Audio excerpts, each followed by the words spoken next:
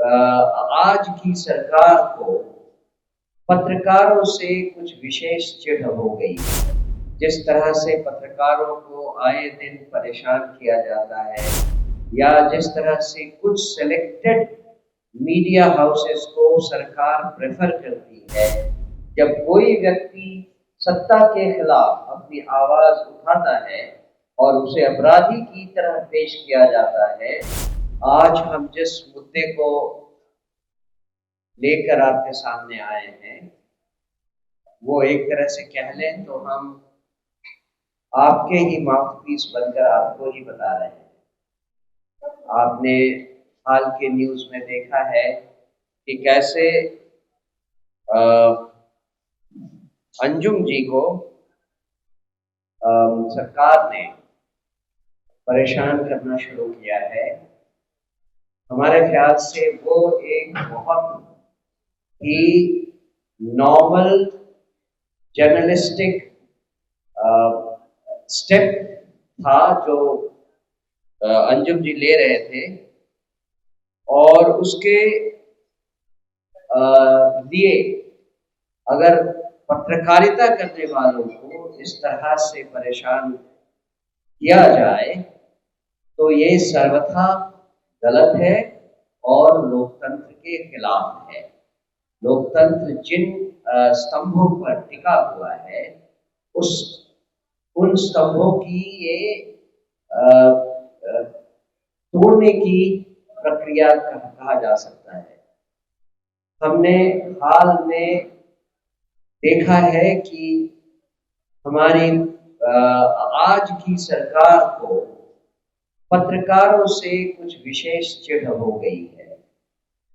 जिस तरह से पत्रकारों को आए दिन परेशान किया जाता है या जिस तरह से कुछ सिलेक्टेड मीडिया हाउसेस को सरकार प्रेफर करती है, उनके लिए कुछ उनकी जो उनका सरकार का व्यवहार है वो अलग तरीके से होता है।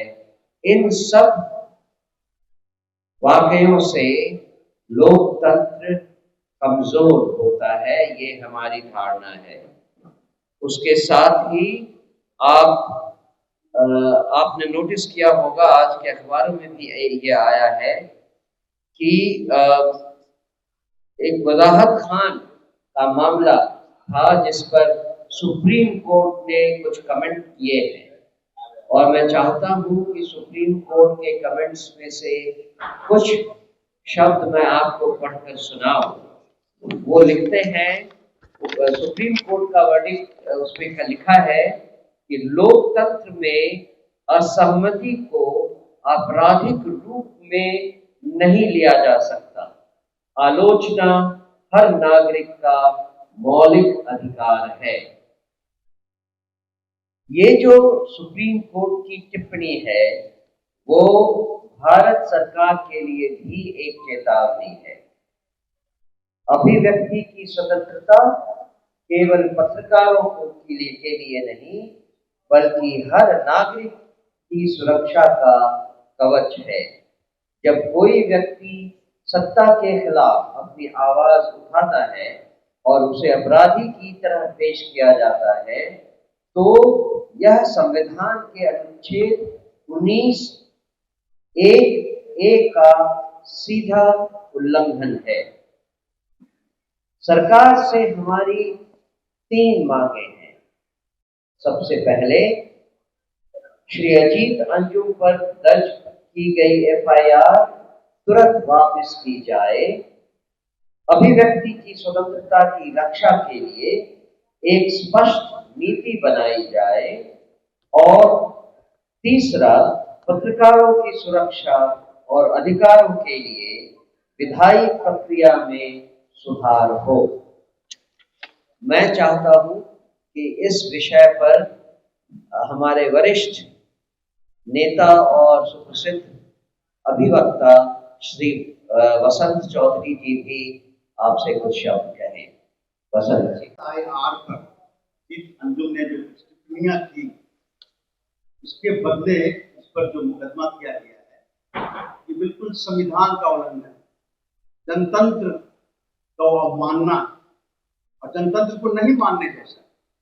पत्रकार का ये कर्तव्य है कि जो भी घटनाएं हो रही है समाज में, चाहे वो जिसके द्वारा प्रेसिडेंट ऑफ इंडिया से लेके पार्लियामेंट, एग्जीक्यूटिव, जुडिशियरी, और पत्रकारिता तो चौथा स्तंभ है, उसका तो काम है जनता को यह अवगत कराना स्वतंत्रता पूर्वक कि समाज में क्या हो रहा है।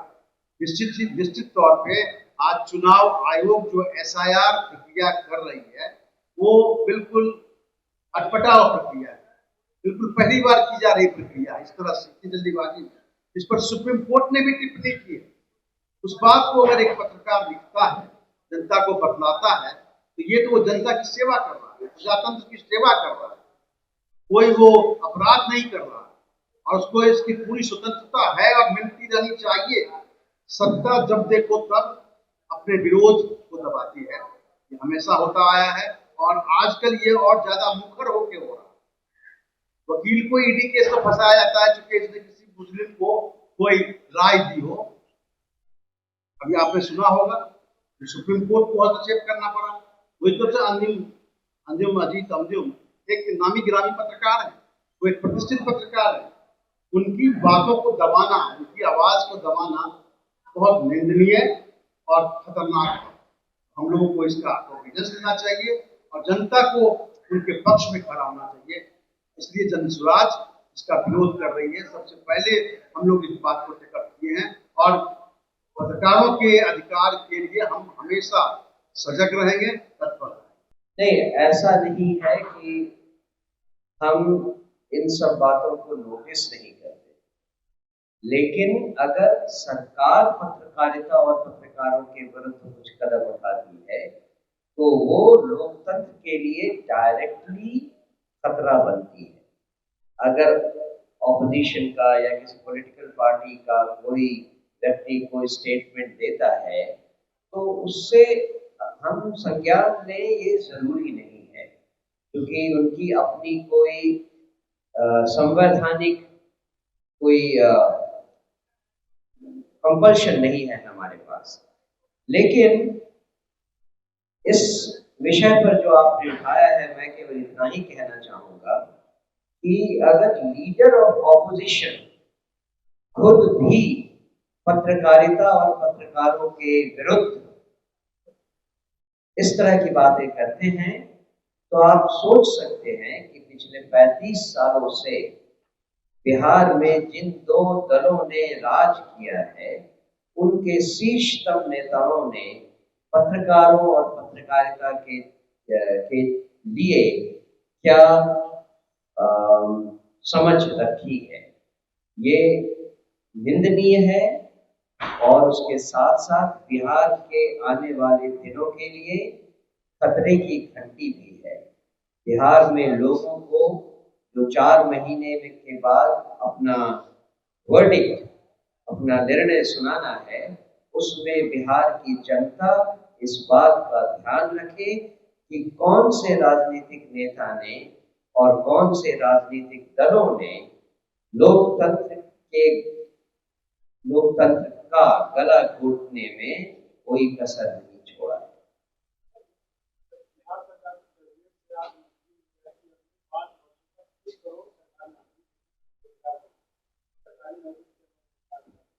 मेरे ख्याल से ये एक हास्यास्पद स्टेटमेंट है।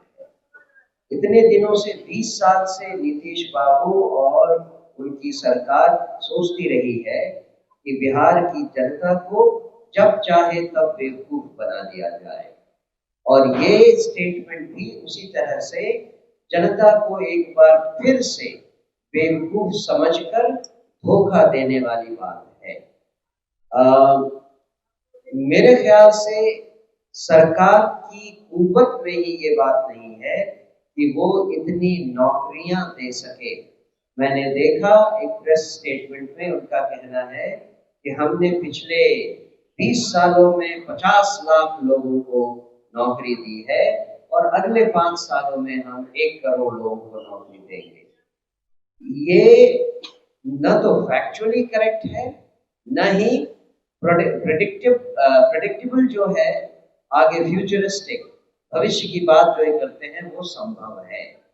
इतनी नौकरियां वो कहां से देंगे और कैसे उन्होंने क्लेम किया कि उन्होंने 50 लाख लोगों को नौकरी दे दी है, ये पहले लोगों को समझा दें, फिर हम इस पर विचार करेंगे कि वो आगे जो कहते हैं वो कर भी सकते हैं या नहीं। पर मेरा मानना और हमारी पार्टी का मानना ये है कि जिन तरीकों से इतने ज्यादा लोगों को रोजगार दिया जा सकता है, वैसी कोई योजना न तो इस सरकार ने अभी तक पेश किया है और न ही आगे उनके कैपेबिलिटी में ऐसा है कि वो कोई ऐसी योजना बना सकते हैं। पीएमसीएच में जिस तरह से हमारे मरीज से जो पत्रकार थे उन पर जिस तरह से हमला हुआ, आप दोबारा देख रहे हैं जिन विषयों पर तैयार किया गया, तो पत्रकार का मतलब देश का चौथा स्तंभ, जो कि सही चीज को सामने लाने का वो प्रयास करता है।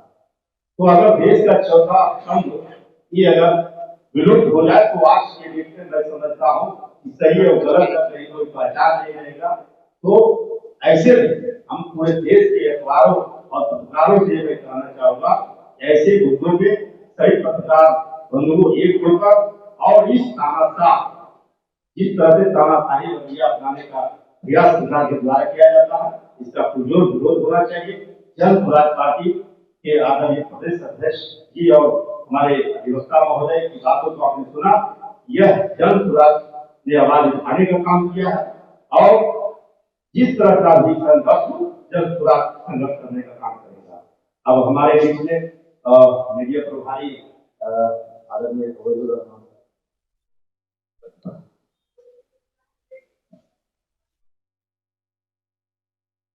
आप सब लोगों को अभी सर ने भी बताया और लोग सब पता है कि आर्टिकल 19(1)(a) क्या कहता है, इसको बताने की जरूरत नहीं है। ऑलरेडी 1989 में सुप्रीम कोर्ट ने इस रंगारंजन के केस में क्लियरली वर्डिंग दिया है कि आप किसी की बातों को इसलिए नहीं दबा सकते कि आपको पसंद नहीं है। तो ऐसी स्थिति में किसी पत्रकार का काम क्या है? पत्रकार का काम है ये कि जो समाज में हो रहा है उसको सच और सही तरीके से दिखाया जाए। अगर वो सच और सही तरीके से दिखा रहा है तो उसकी आवाज को दबाना ये कहीं से राजनीति के लिए, ये कहीं से डेमोक्रेसी के लिए सही नहीं है, देश के लिए सही नहीं है।